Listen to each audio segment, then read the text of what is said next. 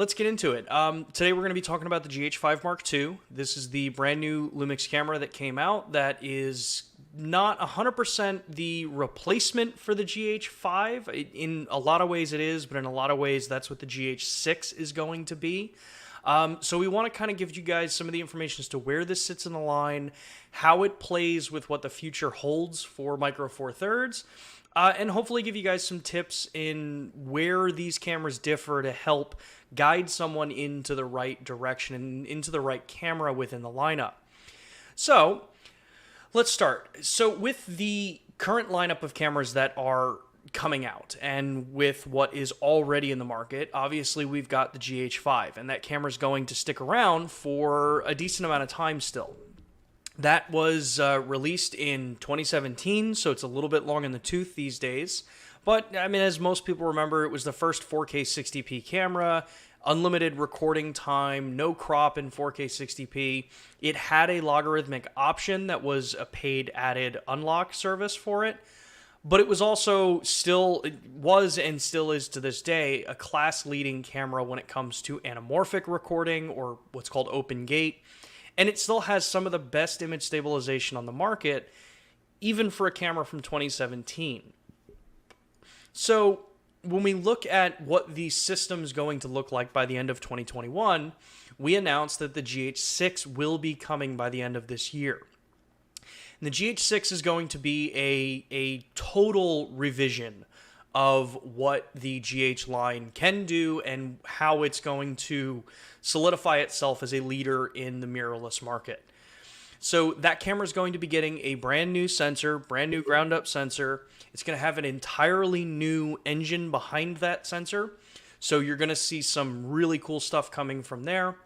It's going to have 10-bit 4K 120 frames per second with high frame rate, which is our actual 120 frames per second. We will also still carry VFR in that camera. It's going to support 422 10-bit DCI 4K 60p in unlimited recording. And it's going to have 10-bit 5.7K at 60 frames per second. So that combination of resolution, bit rate, and frame rate is, from my understanding, the highest of all of those pieces put together in a current mirrorless camera. So there's a lot to look forward to with what's going to come from the GH6, but now that kind of puts a weird place between where the GH5 is right now, which is about a $1,300 camera, up to the GH6, which we've announced is going to target around $2,500 US for that camera.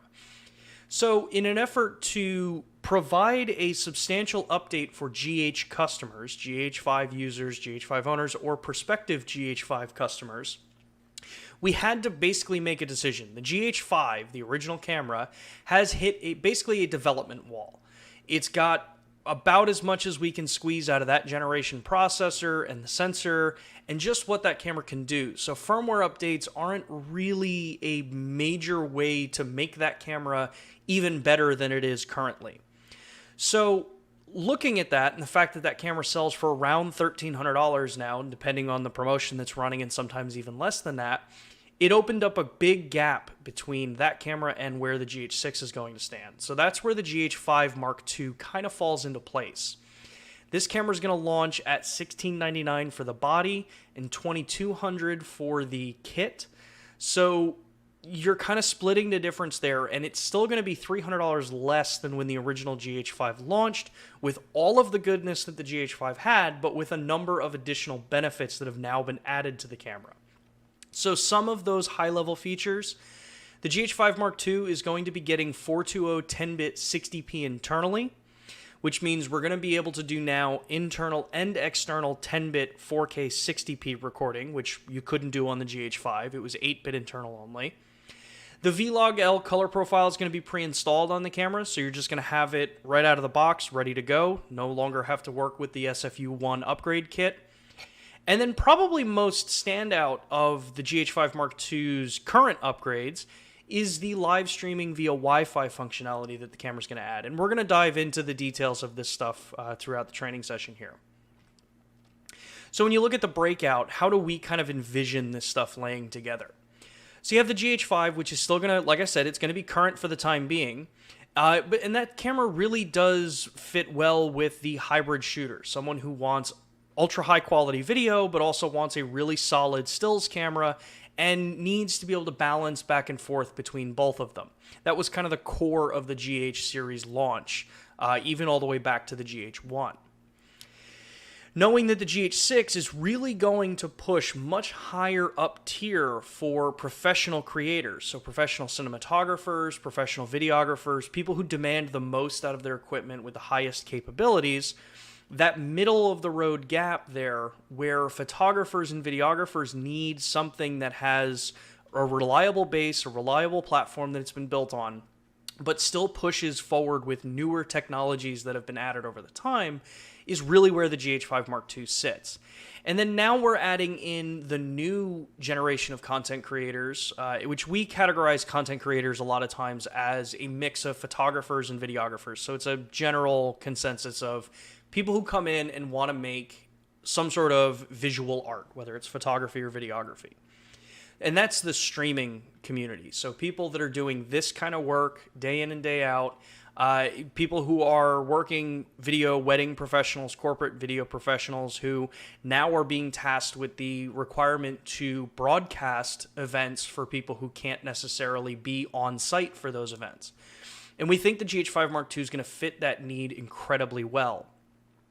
So you look across the board, the market trends are really leaning towards live streaming of events, games, things like that are really starting to push even harder than they have. And last year's debacle of a year really pushed that forward and helped really push where some of the technologies that could be deployed into the GH5 Mark II. So what is actually different between this camera and the original GH5, right? So everything on this chart that is in red is the difference and improvement over the previous model. Everything in black are the parts where it's basically the same between the two cameras.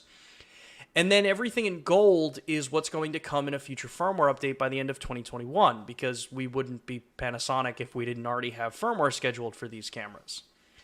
So we'll just start at the top and go down. So Cinema 4K and 4K, so that's the difference between 17:9 and 16:9, will support 60p at 10-bit with no cropping. So that's one of the big image quality updates. This means that we're going to be able to do it internally and externally at the same time for redundant backup recording, so you don't have to necessarily just revert to an 8-bit internal codec while you have something out, like in ProRes for 422 10-bit. The Vlog-L is going to be pre-installed like we talked about, and from an image color perspective and a color science perspective, the GH5 Mark II inherits the Cinelike D2 and the V2 color profiles. When it comes to the sensor, the 20.3 megapixel sensor is the same as the one that's in the GH5. However, there's a lot of tweaks that have gone on to the image processing and the overall system. And one of those changes is the fact that we've included an AR coding now on the cover class. And we'll talk about why that's important in a little bit. The Venus engine in this camera, so the engine behind the processing, is also improved. This is the same one that we're using in the S1H and the S5, in all the current modern cameras in the Pro series. So you're getting the benefits of a lot of the things that those cameras can do in a Micro Four Thirds camera now in a GH platform without having to wait necessarily for the GH6 if you're not looking for that big of a jump. Because of that processor, it means that we're now able to add the human face, eye, head, body, and animal recognition to the system.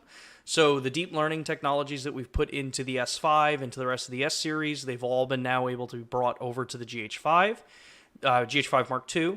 The original one was basically at a wall. Couldn't necessarily firmware add any of this stuff because it didn't have the hardware to support it.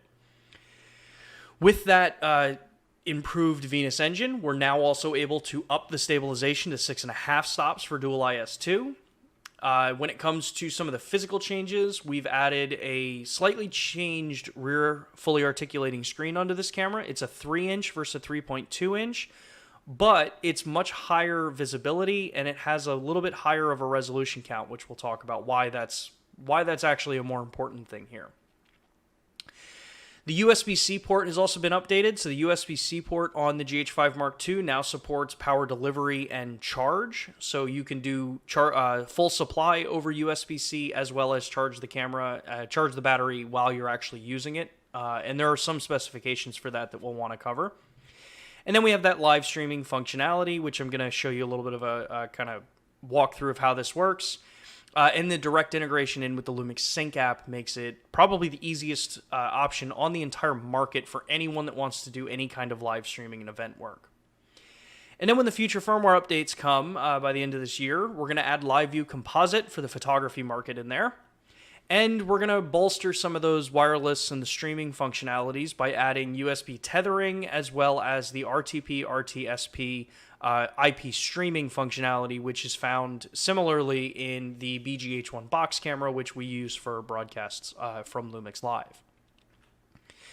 So just a brief kind of, this is a bit of an eye chart, but of what is actually changed here. So anything on the GH5 Mark II that's in yellow is the changeover from the GH5. So this is directly comparing from the GH5 to the 2. So you have a 20.3 megapixel with AR coding. You have 6.5 stops versus 5 stops in the original camera.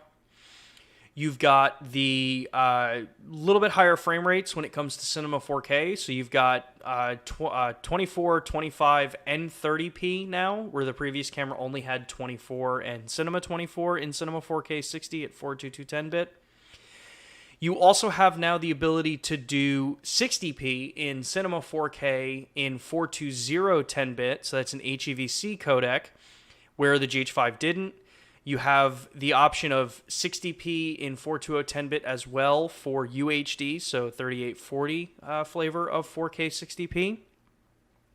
Then you also have an anamorphic 50p in 42010-bit for 4K, so you have a 4K anamorphic 50p.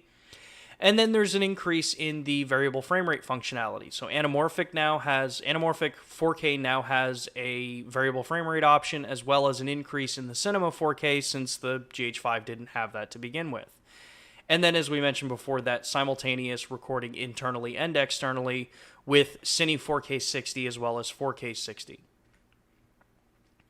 And when it comes to the actual image quality differences here, the GH5 Mark II gets the L Classic Neo and the L Monochrome S color profiles that were found on the S5. You have that Cinelike D2 and V2. You have the USB-C 3.1 power delivery, so that's charge and supply. And then now you have both UHS cards for UHS 2 V90 cards and that wireless streaming. And like any of the LUMIX GH series cameras, it's compatible with the LUMIX Tether software for control. Last little page here, you'll see again that head, body, and animal recognition has been added to it. The GH5 only supported face and eye recognition. The rear screen has been updated, so it's high visibility, and it's 1840K dot in a 3-inch panel versus a 3.2-inch, which was lower resolution. And then the new battery, the BLK22, is supplied with the camera as well.